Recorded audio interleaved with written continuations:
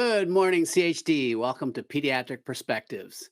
This is where we are looking at children's health challenges from a different perspective, one that includes critical thinking, one where we're not afraid to give you the honest truth. I'm your host, Dr. Paul, and today we're covering a topic that is so important to pediatric health and wellness, and that is toxins and also what's making our kids sick. My guest today is pediatrician, environmental expert Michele Perro. Michele, welcome to the show.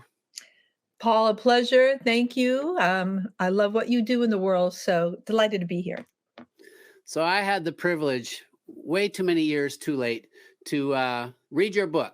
Just in the last 24 hours, I knew I was going to interview. I had not read this book. You and I have some background that's sort of parallel. You started off in ER medicine, I think, pediatric emergency. I started a pediatric urgent care emergency room at a hospital, children's hospital. In different ways, we came to a similar parallel kind of conclusion that our kids weren't doing well.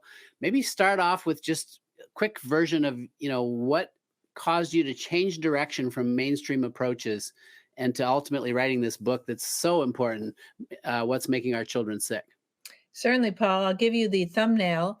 As most things I've learned in my career, it's been parents teaching me a thing or two, not often the other way around. And as a mom in my practice who needed me to get on her board to stop a pesticide spray that was to occur along the entire coast of Northern California. And they formed a group. Moms in a kitchen. It was amazing. I was so reluctant, so resistant, busy mom, two kids, this dog, cat, the whole thing. And I said, of course, I'll do it. I would love to do it. I did it. They stopped the spray. I say they because they did all the heavy lifting. I drank a lot of coffee. But then what happened? One of those moms introduced me to Jeffrey Smith's book, Seeds of Deception, about GMOs and pesticides. And she said, Michele, read this book. So when a mom tells me to do something, I listen, Paul. I learned that about 40 years ago. Read the book. And even before I got into page 16, that book correlated with the work of the first scientist to study GMOs. His name is Dr. Arpad Pusztai. He passed several years ago. He talked about what he saw in rats and GMOs. And when I read his work and started understanding the situation, because we just started eating GMOs and pesticides, I realized that the rise in chronic health issues I was seeing in kids, particularly gut and autism, which I was not happy about. And I was doing mostly acute care at that point, a lot of urgent care. And I was already a homeopath because of my own son's issues. It's a long story. Anyway, leave that story aside. And then I said, oh my God. And then light bulbs, Broadway music. I was convinced, shifted gears, and got heavy, full on into environmental health with a focus on GMOs and pesticides, but then over time, it encompassed the gamut of toxins and toxicants affecting and assaulting our children. What I saw, and in reading your book, I realized you saw, and you just spoke about it. We were seeing kids, unlike our own childhoods, where kids were healthy, other than the occasional measles, mumps, rubella thing, and chickenpox. Our peers were healthy. We didn't see eczema, asthma, autoimmune conditions, type 1 diabetes, and certainly not all the neurodevelopmental issues from autism spectrum to severe ADD, ADHD, and all the anxiety and depression. So it's like, we're looking at what's happened. Something has changed. Genetics don't change that fast. So you did this deep dive into, it's got to be the environment, and you're spot on. And the thing that I want our listeners to realize is that the key to the solution is, one, understanding the problem, and then two, understanding what you can do about it. And you do such a great job in your book about empowering the reader, the parents who should read this book, about the solution is really food. I mean, eliminating the toxins. Maybe just elaborate a little bit in general, regardless of the chronic condition your child might be suffering from. Where do you begin, and what's sort of the no-brainers? So if you look at our food based on three essential issues, the majority of our crops are subsidized by government, and they are, for the most part, genetically modified crops, which includes soy, corn, canola, cottonseed, sugar from sugar beets, and there's a few more, about 10, and they're constantly evolving new ones like almost every day, like bananas and others. So it's there's now GMO apples, Arctic apples. There are GMO potatoes, innate potatoes. But the main crops are the crops that children eat: soy, corn, canola. Shouldn't be. And those are the same crops that are in processed foods. So if parents can switch off processed foods, processed and ultra processed, to a whole food diet, that's battle number one. Because not only do processed foods have those various GMOs and pesticides, but they also have emulsifiers, other chemicals, preservatives. They often have dyes, heavy metals like titanium, et cetera, et cetera. They are a toxic soup. So go back to basics. And we have to get every family in the kitchen cooking it again, not just mom. Everyone in the family, kids, dog, not the dog, everyone in the family cooking. And kids love to chop. They love knives, especially boys. I didn't make gender comments. So everyone's cooking. That's number one. Number two is parents have to get the memo. We have to shift to organic, regenerative food. I used to say just organic. Now I'm saying organic regenerative because you can grow organic crops and they have very little nutrition, which brings me to point three is nutrient density. The foods over the past decades, I used to say four, it might be longer. I've seen reports of anywhere from 40 to 90% lower nutrients from about 4 decades ago. So the amount of broccoli a kid would have to eat to get the sulfur or the zinc in food has really shifted. And back in the day, Paul, when we first started, 20, 30 years ago, I rarely used even multivitamins in children because I said, eat a healthy diet, eat the rainbow. Now, whoa, not so fast. Now I'm saying some kids definitely need support, but not if we're giving them Doritos. So families have to become the champions. The whole family has to change. It can't be you're just feeding one kid who has gut issues. You have to shift the entire family. And we know that this improves family life because there's tons of data which shows that kids that eat together with the parents do better, particularly teens. And this shift can happen anywhere. And so what I do is I've asked families to take pictures of their pantry, their fridge, their freezer, the liquor cabinet. Oh yeah, I should say that, not for the kids, because we have to, and the spice rack, get rid of the GMOs. And of course, growing your own. If you're in an apartment, you can grow herbs in your windowsill. Some herbs are more nutritious than the veggies, actually. And so this is how we have to make the start.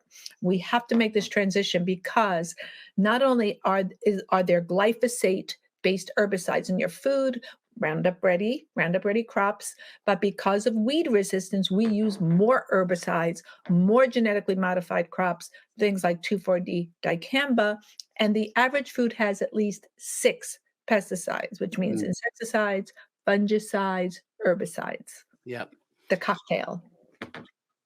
So parents, I, I even for myself, I get overwhelmed at the thought that almost everything out there in the grocery store, other than truly organic produce, is just loaded with things that are going to harm our health. And we're supposed to take care of our children. The food is toxic, right? It's just not okay. And so if you are suffering with a child who's got whatever, I mean, we've started to list some of these conditions, but any chronic condition, you may well have the solution, right? What you're talking about, Michelle. Starts with the food. I think because you have such expertise in environmental health, I wanted to do a little deeper dive into the worst toxins. Okay, so you touched on glyphosate. Yes. From what I can tell, glyphosate is such a pervasive product that it's almost impossible to avoid it. And then if you could also touch on BT toxin, because I think that's what's in the dairy and the milk. So I know for myself, when I was taking care of patients with eczema, with asthma, with neurodevelopmental issues, being on the spectrum, it all started with, going organic and identifying food sensitivities. Why is glyphosate so harmful? What is it doing? What's it Yeah. doing in our bodies? There are so many toxicants, right? We all have seen that over 80,000 chemicals in the environment. EWG did that great umbilical cord study 10 years ago now, maybe even longer, showing the average baby born polluted, pre-polluted with 286 chemicals. So there are many. Why do we focus on glyphosate? Because it's in everything, because we've measured it. There are lots of data how much glyphosate is in that stuff. Why is it so bad? Because it is amino acid like. It's N-phosphonyl-methylglycine, so it looks a lot like glycine, which is ubiquitous, non-essential, meaning we can make it. Amino acid, which are the building blocks of protein. So there's looks like glyphosate and glycine can swap out. Now, what Mm. makes it equally toxic is that it kills off the beneficial microbes in your gut. Two, that's bad. It binds the minerals you need to run biologic systems. Minerals are needed for reactions, especially enzymatic reactions. Like what minerals are we talking about? Magnesium, manganese, copper, calcium, zinc. And it's a chelator, meaning it binds. Chelate means to bind. It impairs your ability to detoxify through the cytochrome P450 detoxification system. It also is a carcinogen. Yes. And great data out of the World Health Organization, which, well, let's leave them aside. IARC, the International Agency for Research on Cancer. We know it's a carcinogen. And that's not bad enough. What got me screaming in 2020 is a paper that came out which showed how glyphosate causes, not correlates, causes autism in rodents. And the pathway was elucidated. So when I saw that, I said, oh, look, you see, here's the paper. We can stop using this stuff. Never happened. So those are just four of the things. It's also, let me give you a few more. It's an endocrine disruptor, which means it disrupts the metabolic pathway, which can lead to issues with type 2 diabetes, which we're seeing up, and obesity and other metabolic derangements.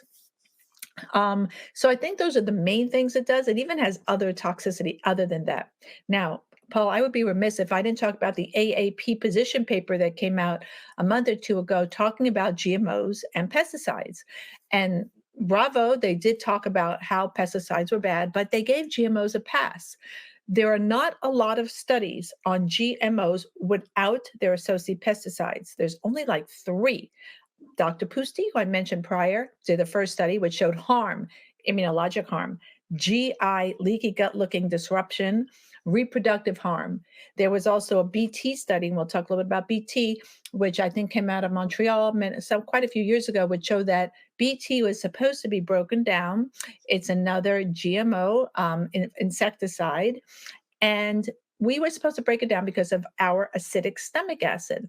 Well, many of us are on acid blockers. And so this BT is getting into the bloodstream, even in in the fetus.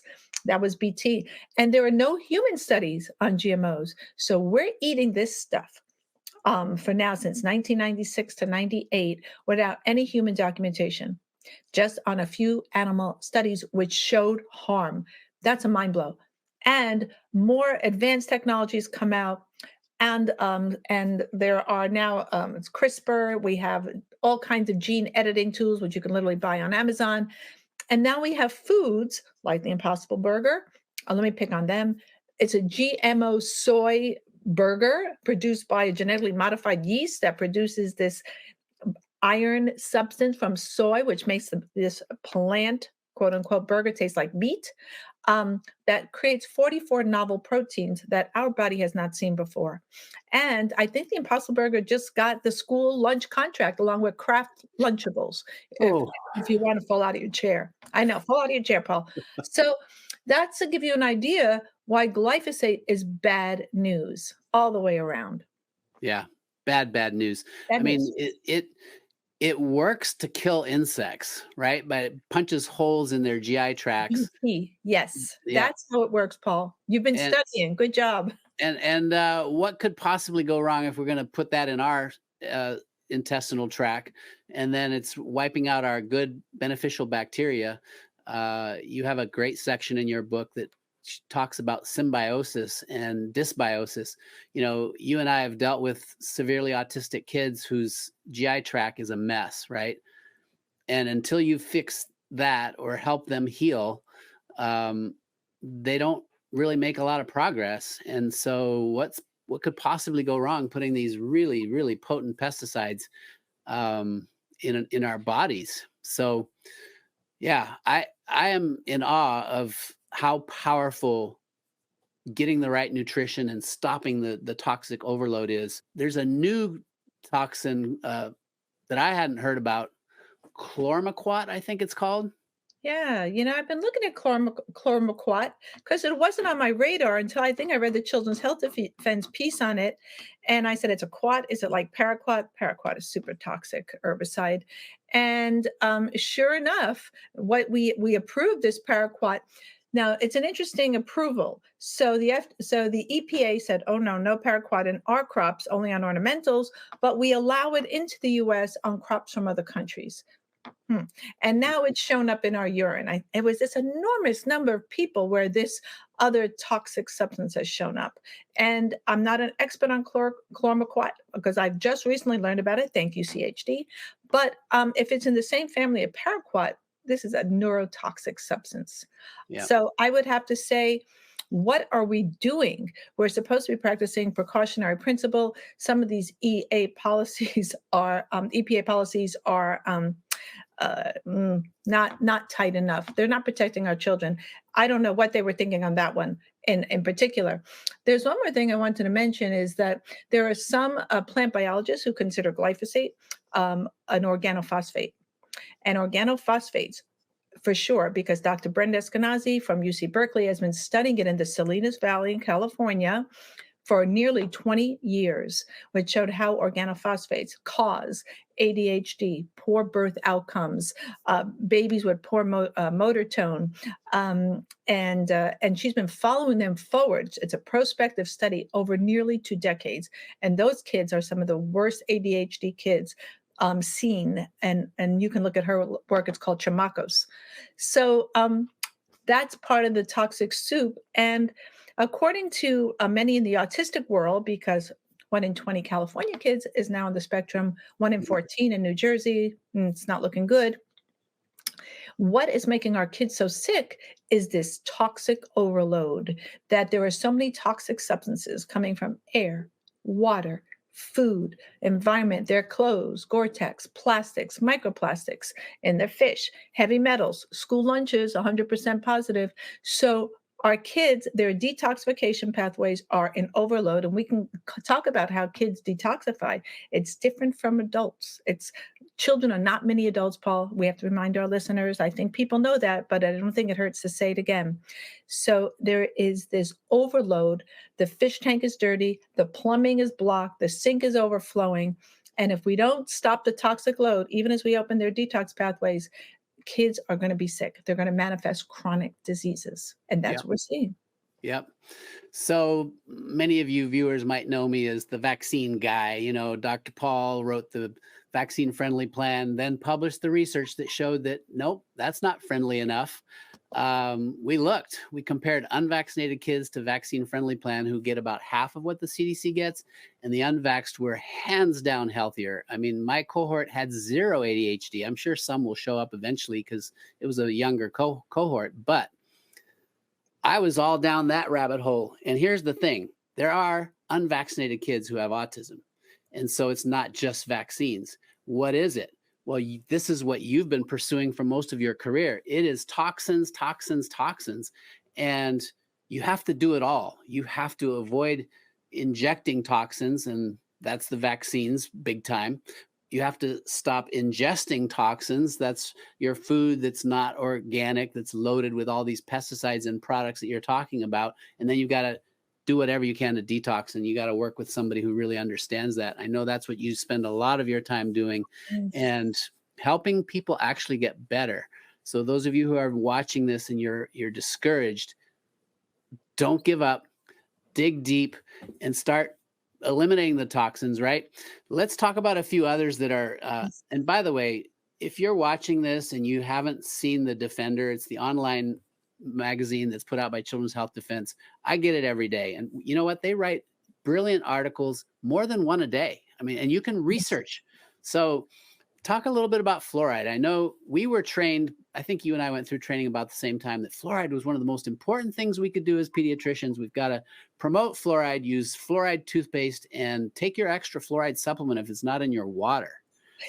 What do you have to say about fluoride? I know it's written, a lot is written about it in the Defender. Yes, it's such a hot topic right now. It's been written about in the Defender, and right there's a lawsuit going on literally right now in California regarding how fluoride causes loss of IQ, neurotoxicity in children. I think it's literally happening as we speak. It's a lawsuit happening regarding fluoride and removing this. It's put in water. Not every county has fluoride in the water, but most do. So why the problem with fluoride? What does it do? So fluoride is a kind of a compound that's called a halogen, which if you remember your high school chemistry, it's a certain part on the periodic table, and that is in the same group as chlorine, chloride, iodide, fluoride. Those are called halogens, right? So what's the problem with fluoride? So fluoride looks a lot like iodide, and they swap out. So Mm. we need iodine. Iodine, I'm just going to say iodide. Well, it gets complicated, but I'll just say iodide. They swap out, and every cell in your body needs iodide. And it was made to look like, an evil substance. No, don't put too much iodine in your food. But that may not be true about that as well. So fluoride, what does it do? A couple of things. It causes changes in your bone. It makes a hardening of the bone, brittle bone. It can go up to your pineal gland causing calcifications, which for some of us who believe that inhibits your ability to connect to source, your intuitive powers. And again, this swapping out with iodine, which a lot of people don't know about. And I would behoove everyone to look into iodine and increasing their levels. Iodine is hard to check because you need a 24-hour collection, and it's not so straightforward. Most practitioners, Paul, don't check for it. So I think those are the toxicity. And fluoride, they put it in our water. It's in certain drugs like antibiotics, like the fluoroquinolones. It's ubiquitous Yeah. and so I advise people to get the right water filters to filter out the fluoride if it's in your district and where Good you point. get your And water or your well water for that matter. yeah, I understand 200 million Americans live in fluoridated water zones. That's two-thirds of the country, basically. And it's a neurotoxin. I've got a question for you because this one I don't totally understand, and maybe you can help me understand it. I'm reading about microplastics. Can you explain that? What's going on with that? Well, the microplastics, most of them, I think a lot of the microplastics are coming from the ocean. They're in our fish because of the contamination. And we all know that because they break down in the sun. Fish eat them, we eat the fish. Even if you're taking fish oil, so they have these microplastics. Microplastics. So what's the problem with them? With microplastics is that they are also endocrine disruptors. Mm, And so there's a category of endocrine disruptors. I think the defendant did some great pieces on this. We call them obesogens, meaning they literally can cause obesity. The way these plastics look, many of them look a lot like estrogens. mm, Yes, and many people who are toxic from these microplastics can become estrogenized, boys and girls. And whether that's accounting for some of the early puberty, Paul, we're seeing hmm. 8 years old in Especially girls, in 12 girls. years Yeah. old in boys in puberty, and it may be from this estrogenizing effect. Certainly for girls, boys it's a little different, but certainly for girls. So that's some of the problems with the microplastics, and they too are ubiquitous. And when I know people, sometimes my husband, sorry, honey, leave a plastic water bottle in the hot car. Get rid of those plastic water bottles for Pete's sake. Get your child either a steel water bottle, or or you can use glass if the age is appropriate, because they have now these silicone coverings for the glass Yeah. bottle. For all the kids I've seen using, like 5 years old in Montessori's, using glassware, nobody broke anything. No one got cut. It's like, oh, they'll get cut. Well, nobody got cut. No one broke it. If you're worried about that, your kid's young, use steel, stainless steel, not aluminum, not aluminum, but steel. Very good. I'm going to hit you with one more topic, and then I'm going to ask you to wrap it up with your best recommendations for parents who are overwhelmed, because this topic gets overwhelming. We live in Yes. this toxic world. But before we get to that final thought of yours, talk a little bit about antibiotics. So back when I started pediatrics, we were just diagnosing ear infection after ear infection and writing prescription after prescription for antibiotics, and not really aware that there was a huge downside to antibiotics. But it's not just coming from the doctors, it's also where in our world?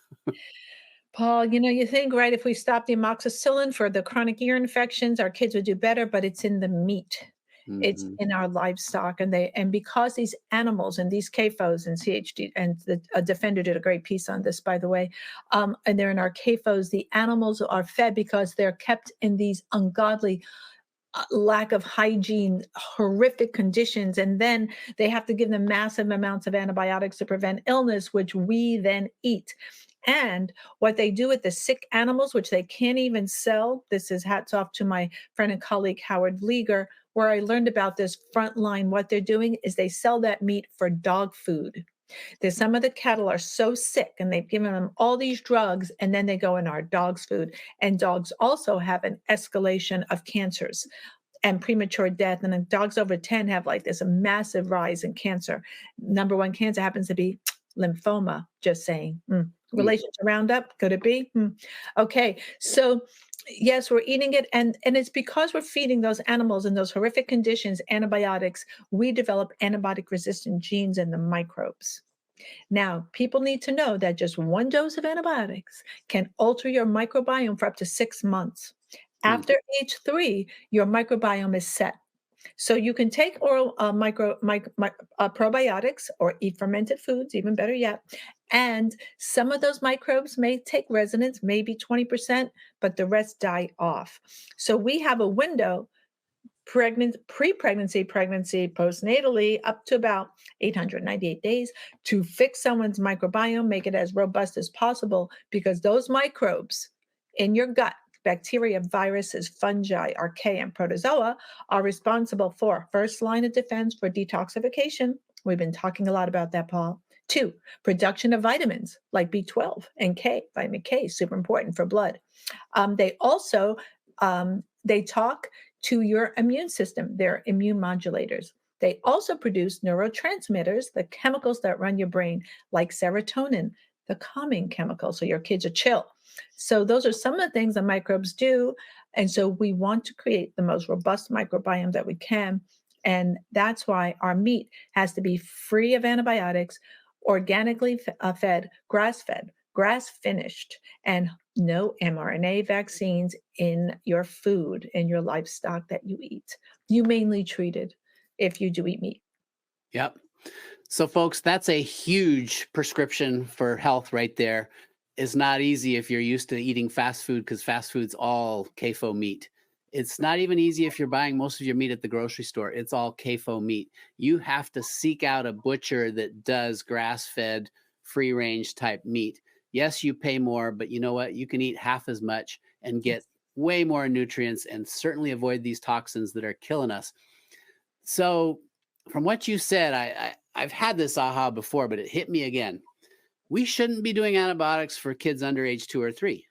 Like, unless it's a life and death situation, we should probably be avoiding antibiotics. And sadly, our urgent cares and ERs and doctors' offices are still handing out antibiotic prescriptions like candy, right? Please avoid them.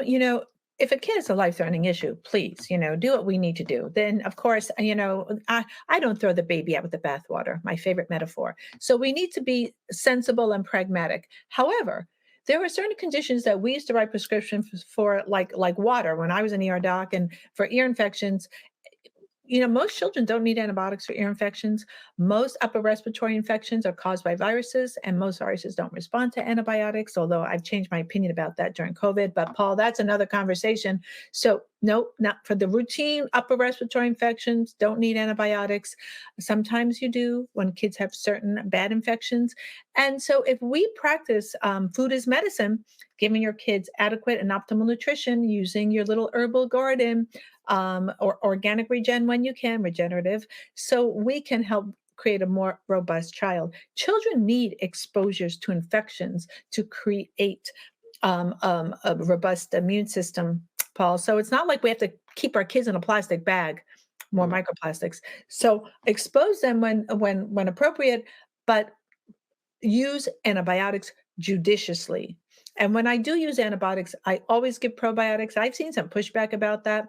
I don't care what they say. I use them. I think it works clinically. I've used them for, I don't know, decades of probiotics. And I have every parent learn to ferment their food or buy their ferments, sauerkraut, pickles, kimchi, every type of ferment. You can ferment fruits, and fermenting's an easy thing to learn. It's on YouTube. That's how I learned how to ferment. Awesome. Thank you so much, Michele. We're going to have you back on because there's so much to talk about, and you are such a wealth of information. So I thank you so much for joining us today. Paul, thank you. Love you, Paul. Love you too. You can check out my other show, With the Wind, at doctorsandscience.com. And you can also reach me directly, even book a